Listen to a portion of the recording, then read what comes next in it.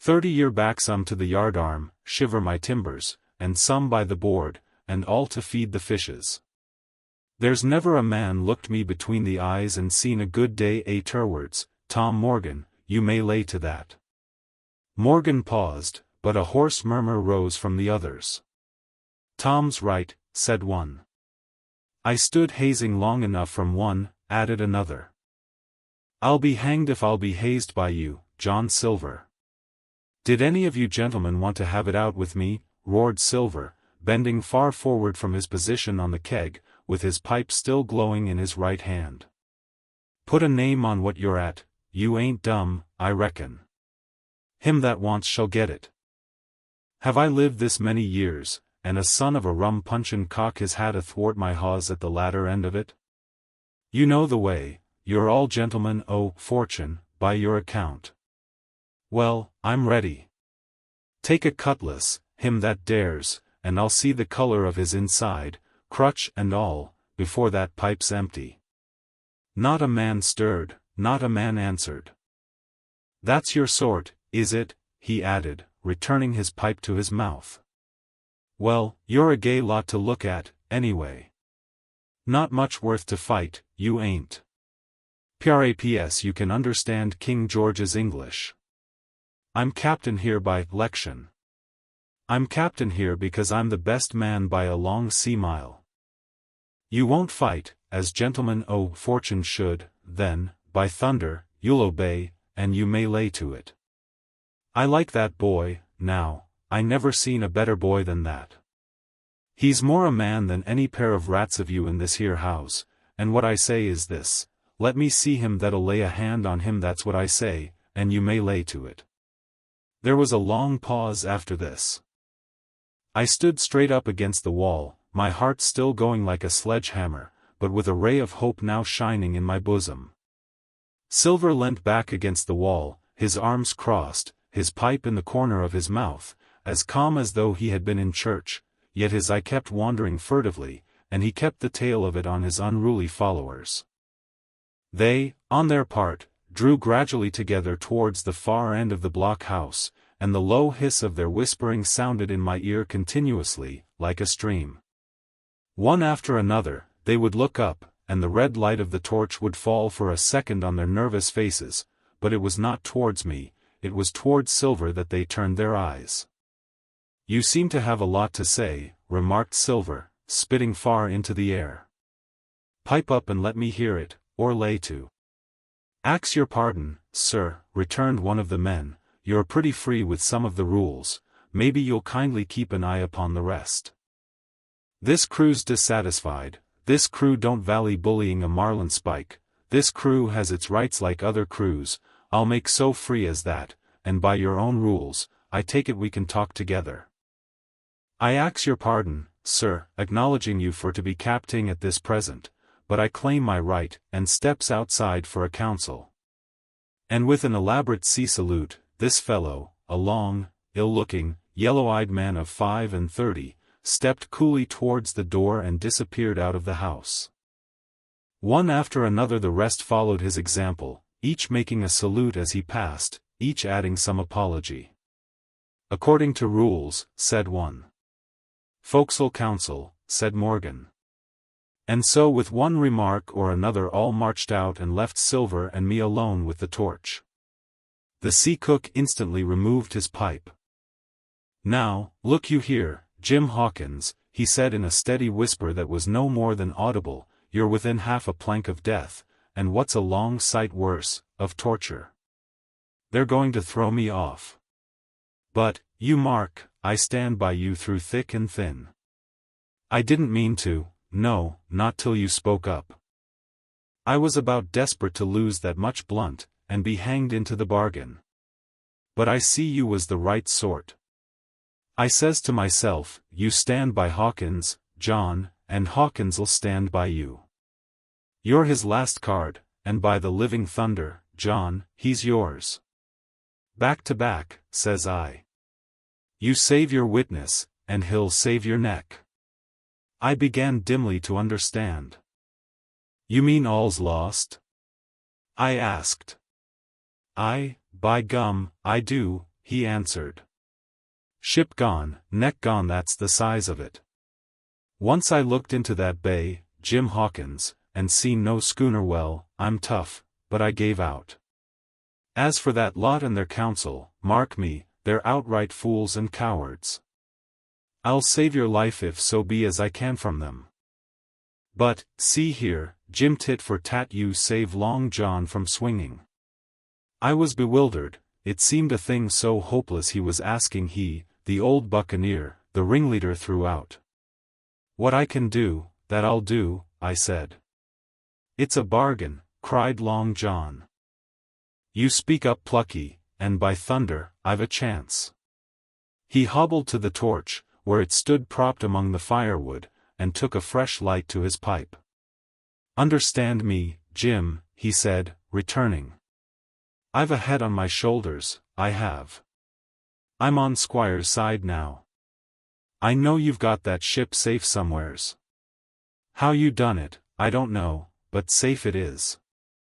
I guess Hans and O'Brien turned soft. I never much believed in neither of them. Now you mark me. I ask no questions, nor I won't let others. I know when a game's up, I do, and I know a lad that's staunch. Ah, you that's young, you and me might have done a power of good together. He drew some cognac from the cask into a tin cannikin. Will you taste, messmate? He asked, and when I had refused, well, I'll take a dram myself, Jim, said he. I need a caulker, for there's trouble on hand. And talking trouble, why did that doctor give me the chart, Jim? My face expressed a wonder so unaffected that he saw the needlessness of further questions. Ah, well, he did, though, said he. And there's something under that, no doubt something, surely, under that, Jim, bad or good. And he took another swallow of the brandy, shaking his great fair head like a man who looks forward to the worst. Zix the Black Spot. Again the council of buccaneers had lasted some time, when one of them re-entered the house, and with a repetition of the same salute, which had in my eyes an ironical air, begged for a moment's loan of the torch. Silver briefly agreed, and this emissary retired again, leaving us together in the dark. There's a breeze coming, Jim, said Silver, who had by this time adopted quite a friendly and familiar tone. I turned to the loophole nearest me and looked out. The embers of the great fire had so far burned themselves out and now glowed so low and duskily that I understood why these conspirators desired a torch. About halfway down the slope to the stockade, they were collected in a group. One held the light, another was on his knees in their midst, and I saw the blade of an open knife shine in his hand with varying colors in the moon and torchlight. The rest were all somewhat stooping, as though watching the maneuvers of this last. I could just make out that he had a book as well as a knife in his hand, and was still wondering how anything so incongruous had come in their possession when the kneeling figure rose once more to his feet and the whole party began to move together towards the house. Here they come, said I, and I returned to my former position, for it seemed beneath my dignity that they should find me watching them. Well, let 'em come, lad, let 'em come, said Silver cheerily. I've still a shot in my locker. The door opened, and the 5 men, standing huddled together just inside, pushed one of their number forward. In any other circumstances it would have been comical to see his slow advance, hesitating as he set down each foot, but holding his closed right hand in front of him. Step up, lad, cried Silver. I won't eat you. Hand it over, lubber. I know the rules, I do, I won't hurt a deputation. Thus encouraged, the buccaneer stepped forth more briskly, and having passed something to Silver, from hand to hand, slipped yet more smartly back again to his companions. The sea cook looked at what had been given him. The black spot. I thought so, he observed. Where might you have got the paper? Why, hello. Look here, now, this ain't lucky. You've gone and cut this out of a Bible. What fools cut a Bible? Ah, there, said Morgan. There. What did I say? No good'll come o' that, I said.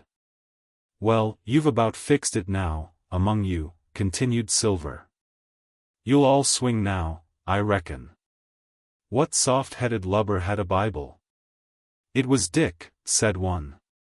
Dick, was it? Then Dick can get to prayers, said Silver. He's seen his slice of luck, has Dick, and you may lay to that. But here the long man with the yellow eyes struck in. Belay that talk, John Silver, he said. This crew has tipped you the black spot in full council, as in duty bound, just you turn it over, as in duty bound, and see what's wrote there. Then you can talk. Thank ye, George, replied the sea cook. You always was brisk for business, and has the rules by heart, George, as I'm pleased to see. Well, what is it, anyway? Ah. Depose that's it, is it? Very pretty wrote, to be sure, like print, I swear. Your hand right, George? Why, you was gettin' quite a lead-in man in this here crew. You'll be captain next, I shouldn't wonder. Just oblige me with that torch again, will you? This pipe don't draw. Come, now, said George, you don't fool this crew no more. You're a funny man, by your account, but you're over now, and you'll maybe step down off that barrel and help vote. I thought you said you knowed the rules, returned Silver contemptuously. Leastways, if you don't, I do, and I wait here and I'm still your captain, mind till you outs with your grievances and I reply, in the meantime, your black spot ain't worth a biscuit. After that, we'll see. Oh, replied George, you don't be under no kind of apprehension, we're all square, we are. First, you've made a hash of this cruise, you'll be a bold man to say no to that. Second, you let the enemy out this here trap for nothing. Why did they want out?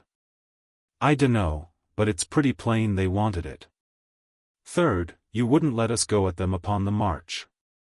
Oh, we see through you, John Silver, you want to play booty, that's what's wrong with you. And then, fourth, there's this here boy. Is that all? Asked Silver quietly. Enough, too, retorted George. We'll all swing and sundry for your bungling. Well now, look here, I'll answer these 4 P&Ts, one after another I'll answer, I made a hash this cruise, did I? Well now, you all know what I wanted, and you all know if that had been done that we'd been aboard the Hispaniola this night as ever was, every man of us alive, and fit, and full of good plum duff, and the treasure in the hold of her, by thunder. Well, who crossed me? Who forced my hand, as was the lawful captain? Who tipped me the black spot the day we landed and began this dance? Ah, it's a fine dance I'm with you there and looks mighty like a hornpipe in a rope's end at Execution Dock by London town, it does. But who done it? Why, it was Anderson, and Hans, and you, George Merry. And you're the last above board of that same meddling crew, and you have the Davy Jones's insolence to up and stand for captain over me, you, that sank the lot of us. By the powers! But this tops the stiffest yarn to nothing. Silver paused, and I could see by the faces of George and his late comrades that these words had not been said in vain. That's for number 1, cried the accused, wiping the sweat from his brow, for he had been talking with a vehemence that shook the house. Why, I give you my word, I'm sick to speak to you. You've neither sense nor memory, and I leave it to fancy where your mother's was that let you come to sea. See. Gentlemen fortune. I reckon tailors is your trade. Go on, John, said Morgan. Speak up to the others. Ah, the others, returned John. They're a nice lot, ain't they? You say this cruise is bungled. Ah. By gum, if you could understand how bad it's bungled, you would see. We're that near the gibbet that my neck's stiff with thinking on it. You've seen maybe, hanged in chains, birds about seamen peanting out as they go down with the tide. "Who's that?" says one. "That? Why, that's John Silver." "I knowed him well," says another. "And you can hear the chains jangle as you go about and reach for the other buoy." Now, that's about where we are, every mother's son of us, thanks to him, and Hans, and Anderson, and other ruination fools of you. And if you want to know about number 4, and that boy, why, shiver my timbers, isn't he a hostage? Are we going to waste a hostage? No, not us, he might be our last chance, and I shouldn't wonder. Kill that boy? Not me, mates. And number 3? Ah, well, there's a deal to say to number 3.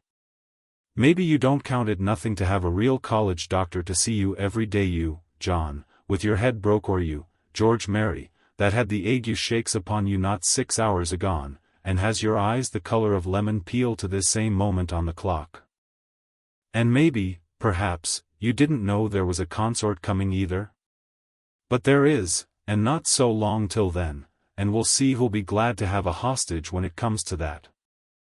And as for number 2, and why I made a bargain, well, you came crawling on your knees to me to make it on your knees you came, you was that downhearted, and you'd have starved too if I hadn't, but that's a trifle. You look there, that's why. And he cast down upon the floor a paper that I instantly recognized none other than the chart on yellow paper, with the 3 red crosses, that I had found in the oilcloth at the bottom of the captain's chest. Why the doctor had given it to him was more than I could fancy. But if it were inexplicable to me, the appearance of the chart was incredible to the surviving mutineers. They leaped upon it like cats upon a mouse. It went from hand to hand, one tearing it from another, and by the oaths and the cries and the childish laughter with which they accompanied their examination, you would have thought, not only they were fingering the very gold, but were at sea with it, besides, in safety. "Yes," said one, "that's flint, sure enough. J. F. and a score below, with a clove hitched to it, so he done ever." "Mighty pretty," said George. "But how are we to get away with it, and us no ship?" Silver suddenly sprang up, and supporting himself with a hand against the wall, "Now I give you warning, George," he cried. "One more word of your sauce, and I'll call you down and fight you." "How?" "Why, how do I know? You had ought to tell me that you and the rest, that lost me my schooner, with your interference, burn you. But not you, you can't, you hain't got the invention of a cockroach. But civil you can speak, and shall, George Mary, you may lay to that." "That's fair enow," said the old man Morgan. "Fair? I reckon so," said the sea cook. "You lost the ship, I found the treasure. Who's the better man at that? And now I resign, by thunder. Elect whom you please to be your captain now, I'm done with it." "Silver," they cried. "Barbecue forever. Barbecue for captain." "So that's the tune, is it?" cried the cook. "George, I reckon you'll have to wait another turn, friend, and lucky for you as I'm not a revengeful man. But that was never my way. And now, shipmates, this black spot? 'Tain't much good now, is it? Dick's crossed his luck and spoiled his Bible, and that's about all. It'll do to kiss the book on still, won't it?" growled Dick, who was evidently uneasy at the curse he had brought upon himself. "A Bible with a bit cut out," returned Silver derisively. "Not it. It don't bind no more 'an a ballad book." "Don't it, though?" cried Dick with a sort of joy. "Well, I reckon that's worth having too. Here, Jim, here's a curiosity for you," said Silver, and he tossed me the paper. It was around about the size of a crown piece. One side was blank, for it had been the last leaf, the other contained a verse or two of Revelation, these words among the rest, which struck sharply home upon my mind, "Without our dogs and murderers." The printed side had been blackened with wood ash, which already began to come off and soil my fingers, on the blank side had been written with the same material the one word deposed. I have that curiosity beside me at this moment, but not a trace of writing now remains beyond a single scratch, such as a man might make with his thumbnail. That was the end of the night's business. Soon after, with a drink all round, we lay down to sleep, and the outside of Silver's vengeance was to put George Merry up for sentinel and threaten him with death if he should prove unfaithful. It was long ere I could close an eye, and heaven knows I had matter enough for thought in the man whom I had slain that afternoon, in my own most perilous position, and above all, in the remarkable game that I saw Silver now engaged upon, keeping the mutineers together with one hand and grasping with the other after every means, possible and impossible, to make his peace and save his miserable life.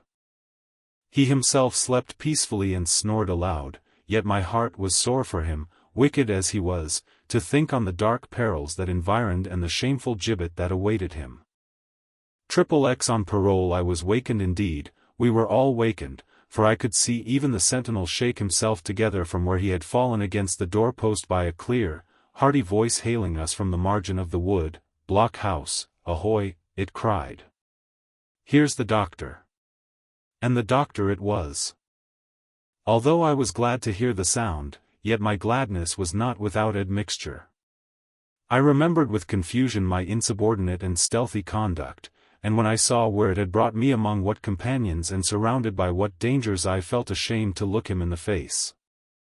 He must have risen in the dark, for the day had hardly come, and when I ran to a loophole and looked out, I saw him standing, like Silver once before, up to the mid-leg in creeping vapor. "You, doctor." "Top o' the morning to you, sir," cried Silver, broad awake and beaming with good nature in a moment. "Bright and early, to be sure, and it's the early bird, as the saying goes, that gets the rations. George, shake up your timbers, son, and help Dr. Livesey over the ship's side. All a doin' well, your patience was all well and merry." So he pattered on, standing on the hilltop with his crutch under his elbow and one hand upon the side of the loghouse, quite the old John in voice, manner, and expression. "We've quite a surprise for you too, sir," he continued. "We've a little stranger here, he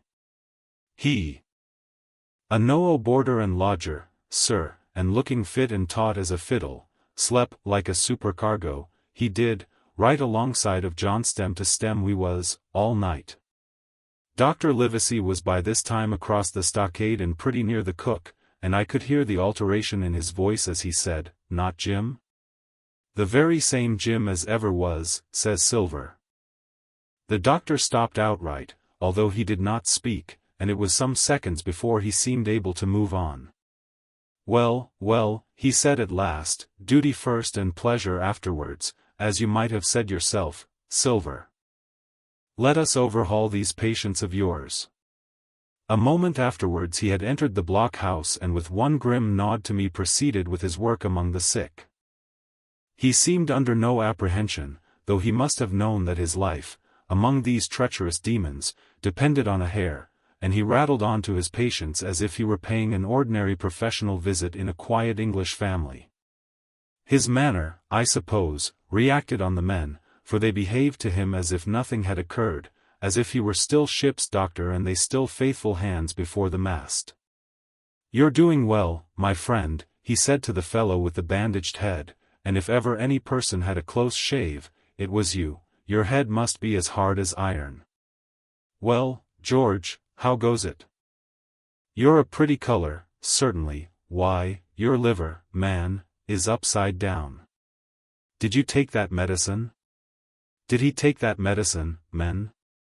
Aye, sir, he took it, sure enough," returned Morgan.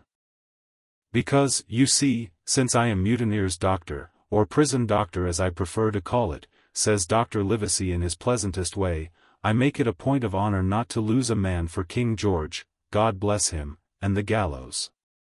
The rogues looked at each other but swallowed the home thrust in silence. "Dick don't feel well, sir," said one. "Don't he?" replied the doctor. "Well, step up here, Dick, and let me see your tongue." No, I should be surprised if he did. The man's tongue is fit to frighten the French. Well, he added after he had dosed them round and they had taken his prescriptions, with really laughable humility, more like charity schoolchildren than blood-guilty mutineers and pirates, well, that's done for today. And now I should wish to have a talk with that boy, please. And he nodded his head in my direction carelessly. George Merry was at the door, spitting and spluttering over some bad-tasted medicine, but at the first word of the doctor's proposal he swung round with a deep flush and cried, "No," and swore. Silver struck the barrel with his open hand. "Silence," he roared and looked about him positively like a lion. "Doctor," he went on in his usual tones, "I was thinking of that, knowing as how you had a fancy for the boy. We're all humbly grateful for your kindness, and as you see, puts faith in you and takes the drugs down like that much grog. And I take it I've found a way as'll suit all. Hawkins, will you give me your word of honor as a young gentleman, for a young gentleman you are, although poor born, your word of honor not to slip your cable?" I readily gave the pledge required. "Then, doctor," said Silver, "you just step outside that stockade, and once you're there I'll bring the boy down on the inside, and I reckon you can yarn through the spars. Good day to you, sir, and all our duties to the squire and Captain Smollett." The explosion of disapproval, which nothing but Silver's black looks had restrained, broke out immediately the doctor had left the house. Silver was roundly accused of playing double, of trying to make a separate peace for himself, of sacrificing the interests of his accomplices and victims, and, in one word, of the identical, exact thing that he was doing. It seemed to me so obvious, in this case, that I could not imagine how he was to turn their anger. But he was twice the man the rest were, and his last night's victory had given him a huge preponderance on their minds. He called them all the fools and dolts you can imagine, said it was necessary I should talk to the doctor, fluttered the chart in their faces, asked them if they could afford to break the treaty the very day they were bound treasure hunting. "No, by thunder," he cried. "It's us must break the treaty when the time comes, and till then I'll gammon that doctor, if I have to oil his boots with brandy." And then he bade them get the fire lit, and stalked out upon his crutch, with his hand on my shoulder, leaving them in a disarray, and silenced by his volubility rather than convinced. "Slow, lad, slow," he said. "They might round upon us in a twinkle of an eye if we was seen to hurry." Very deliberately, then, did we advance across the sand to where the doctor awaited us on the other side of the stockade, and as soon as we were within easy speaking distance Silver stopped. "You'll make a note of this here also, doctor," says he, "and the boy'll tell you how I saved his life, and were deposed for it too, and you may lay to that. Doctor, when a man's steering as near the wind as me playing chuck farthing with the last breath in his body, like you wouldn't think it too much, mayhap, to give him one good word? You'll please bear in mind it's not my life only now, it's that boy's into the bargain, and you'll speak me fair, doctor, and give me a bit hope to go on, for the sake of mercy." Silver was a changed man once he was out there and had his back to his friends and the blockhouse. His cheeks seemed to have fallen in, his voice trembled, never was a soul more dead in earnest. "Why, John, you're not afraid?" asked Dr. Livesey. "Doctor, I'm no coward, no, not so much," and he snapped his fingers. "If I was I wouldn't say it. But I'll own up fairly, I've the shakes upon me for the gallows. You're a good man and a true, I never seen a better man. And you'll not forget what I done good, not any more than you'll forget the bad, I know. And I step aside see here and leave you and Jim alone. And you'll put that down for me too, for it's a long stretch, is that?" So saying, he stepped back a little way, till he was out of earshot, and there sat down upon a tree stump and began to whistle, spinning round now and again upon his seat so as to command a sight, sometimes of me and the doctor and sometimes of his unruly ruffians as they went to and fro in the sand between the fire which they were busy rekindling in the house, from which they brought forth pork and bread to make the breakfast. "So, Jim," said the doctor sadly, "here you are. As you have brewed, so shall you drink, my boy. Heaven knows, I cannot find it in my heart to blame you, but this much I will say, be it kind or unkind, when Captain Smollett was well, you dared not have gone off, and when he was ill and couldn't help it, by George, it was downright cowardly." I will own that I here began to weep. "Doctor," I said, "you might spare me. I have blamed myself enough, my life's forfeit anyway, and I should have been dead by now if Silver hadn't stood for me, and doctor, believe this, I can die and I dare say I deserve it, but what I fear is torture." "If they come to torture me, Jim," the doctor interrupted, and his voice was quite changed, "Jim, I can't have this. Whip over, and we'll run for it." "Doctor," said I passed my word." I know," he cried. "We can't help that, Jim, now. I'll take it on my shoulders, holus bolus, blame and shame, my boy, but stay here, I cannot let